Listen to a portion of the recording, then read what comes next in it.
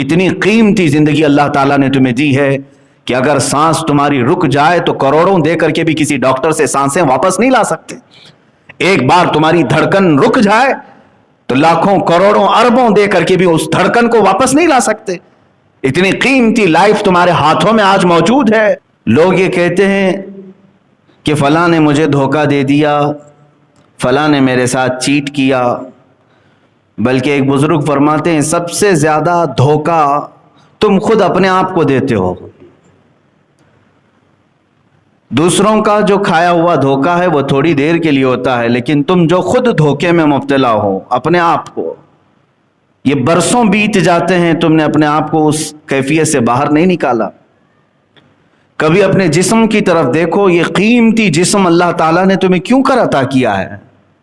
یہ ہاتھ و پیر کی نعمتیں، یہ آنکھ و زبان کی نعمتیں، یہ قوت سماعت، قوت بصارت، یہ تمام قوتیں جو اللہ نے تمہیں بنا کسی معاوضے کے دیا ہے، کیا یوں ہی دے دی گئی ہیں تمہیں؟ ان کا کوئی استعمال؟ تو پھر ظاہر سی بات ہے بندہ جس چیز کے لیے پیدا کیا گیا ہے وہ چیز نہ کرے تو گویا کہ اس نے خود اپنے آپ کو اس دنیا میں سب سے بڑا دھوکہ دیا. میرے عزیزو، اپنے آپ کو دھوکہ دینے سے باہر نکل آؤ. میں آج یہ کہنا چاہوں گا ان نوجوانوں سے جو اپنی زندگی کا مقصد نہیں سمجھ سکے، کسی دن آ کر پوچھ لیتے کہ ہماری تخلیق کا کیا مقصد ہے، ہمیں کیوں بنایا گیا ہے، اس دنیا میں مجھے کیوں بھیجا گیا ہے، میں یہاں کیوں زندہ ہوں. حد تو یہ ہے کہ جو کسی چیز کی تحقیق کرتا ہے، ریسرچ کرتا ہے، اسے سائنسدان کہتے ہیں. ایٹم پر تحقیق کیا، ذرے پر تحقیق کیا، زمینوں پر تحقیق کیا، آسمانوں پر تحقیق کیا. انسان نے کن چیزوں پر تحقیق نہیں کیا ہے؟ اور جس مادے پر انسان تحقیق کرتا ہے وہ اتنا بلندی پر جاتا ہے کہ دنیا اسے سائنسدان کہتی ہے، سائنٹسٹ کہتی ہے. اور اسلام سب سے پہلے تمہیں خود اپنے آپ پر تحقیق کرنا سکھاتا ہے. عزیزان گرامی، اسی لیے مشہور قول ہے من عرف نفسہ فقد عرف ربہ. جس نے اپنے آپ کو پہچانا اس نے اپنے رب کو پہچان لیا.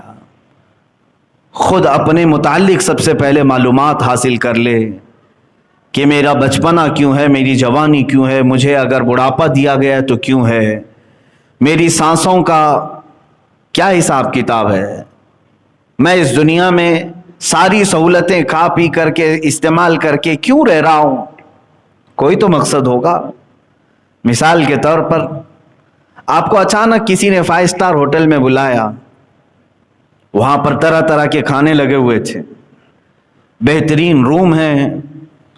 آپ گئے اور وہاں کے کھانے بھی استعمال کرتے رہے، وہاں کے رومز بھی استعمال کیے، وہاں کا پانی استعمال کیا، جو جو سہولیات تھیں وہاں پر سب آپ نے استعمال کیا. لیکن کیا یہ آپ کا فرض نہیں بنتا کہ آپ کو دعوت کس کام کے لیے دی گئی تھی؟ وہاں پہ اس 5 اسٹار ہوٹل میں کوئی پارٹی تھی، کسی کی شادی، کسی کا ولیمہ، کسی کا عقیقہ، کیا تھا؟ کیوں بلایا گیا تھا آپ کو؟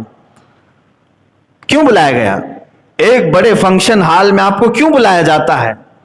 آپ کو تو یہ معلوم ہی ہوتا ہے مجھے فلاں کی شادی میں بلایا گیا، ولیمے میں بلایا گیا، عقیقے میں بلایا گیا، منگنی میں بلایا گیا. آپ کو معلوم ہوتا ہے کیوں بلایا گیا ہے.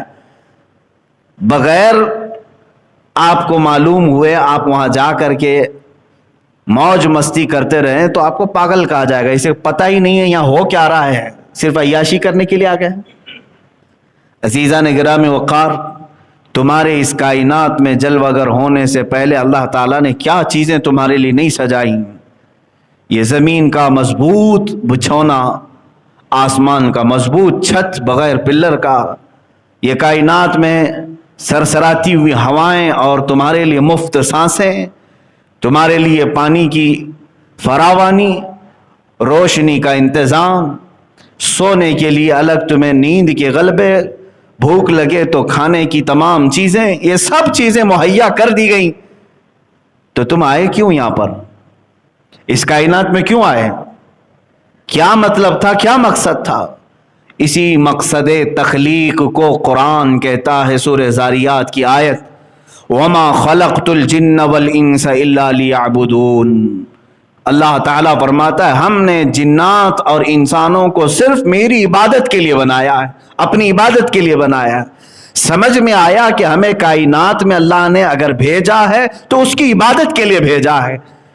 عزیزان گرامی، اسی بات کو میں نے اس سے قبل بھی دہرایا تھا کہ انسان باقی ساری چیزیں کر لیا لیکن جس کا مقصد کے لیے وہ آیا تھا اسی میں وہ ادھورا رہ گیا. یعنی عبادت، اللہ کی رضا حاصل کرنا، یہ سب کا مقصد تھا، اسی لیے تمہیں بنایا گیا تھا. اور آج بہت سارے لوگ یہ سمجھتے ہیں کہ یہ لائف بیکار کی چل رہی ہے اور اس کو اس طرح سے گزار رہے ہیں جیسے لگتا ہے کہ کوئی ہلکی پھلکی چیز تمہارے ہاتھ میں آئی ہے. اتنی قیمتی زندگی اللہ تعالیٰ نے تمہیں دی ہے کہ اگر سانس تمہاری رک جائے تو کروڑوں دے کر کے بھی کسی ڈاکٹر سے سانسیں واپس نہیں لا سکتے. ایک بار تمہاری دھڑکن رک جائے تو لاکھوں کروڑوں اربوں دے کر کے بھی اس دھڑکن کو واپس نہیں لا سکتے. اتنی قیمتی لائف تمہارے ہاتھوں میں آج موجود ہے، لیکن اس کا مقصد نہ سمجھ کر کے اپنے آپ کو عیاشیوں میں اور بیکار زندگی میں گزارنا، گویا کہ انسان کا خود اپنے آپ کو دھوکہ دینا ہے. مجھے بتاؤ کتنے لوگوں نے اپنے آپ کو دھوکہ دیا؟ یہ تو جرم ہے دھوکہ دینا دوسروں کو، لیکن میں سمجھتا ہوں اس سے بڑا جرم اپنے آپ کو دھوکہ دینا کہ تم پیدا کس کام کے لیے کیے گئے تھے اور کر کیا رہے ہو آج. مجھے بتاؤ اے بچوں، جوانوں، کیا تمہاری راتیں اسی لیے بنائی گئی ہیں کہ تم رات بھر بیٹھ کر گیم کھیلو؟ کیا تمہاری راتیں اسی لیے ہیں کہ تم کسی بھی نکڑ پر بیٹھ کر کے گپیں لگاؤ؟ کیا تمہاری راتیں اسی لیے ہے کہ لوگوں کے عیب جوئی کرو؟ کیا تمہارے دن اسی لیے ہیں کہ تم اپنے طبیعت اور اپنی خواہشات کے لیے ڈانس بار، کبھی کلب، کبھی فلاں جگہ، نشے کے اڈے، تاش کے پتے، شراب کی بو، یہ تمام چیزیں زندگیوں میں ایسی لائی گئیں؟ کیا آپ نے کبھی یہ سوچا کہ اسی لیے میں دنیا میں آیا ہوں؟ نہیں میرے عزیزو، کسی اور نے نہیں، تمہیں اس راستے پر تمہارے نفس نے دھوکہ دیا ہے، اپنے آپ کو دھوکہ دے کر کے صراط مستقیم سے ہٹا دیا ہے. عبث نہیں پیدا کیے گئے، بیکار نہیں پیدا کیے گئے.